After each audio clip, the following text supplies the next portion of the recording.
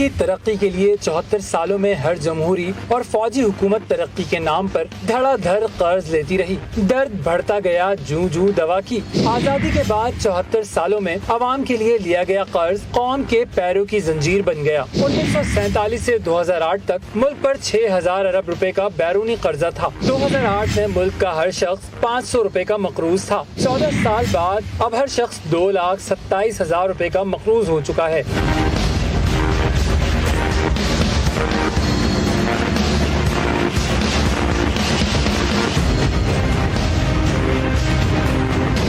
Peoples party के दौर में 161 बिलियन महाना, नून लीग के दौर में 235 बिलियन महाना और पीटीआई के दौर में 540 बिलियन महाना के हिसाब से कर्जे लिए गए। रवां बरस मुल्क पर कर्जों का बोझ 127 बिलियन डॉलर तक पहुंच चुका है। पाकिस्तान के कर्जे मजमूई कौमी पैदावार के तनासुब से 87% तक पहुंच चुके हैं। जंगी बुनियादों पर हुकूमत ने कर्जों से जान छुड़ाने की पॉलिसी वाज़ेह न की तो सूरत हाल बांग्लादेश जैसी होने का खदशा है।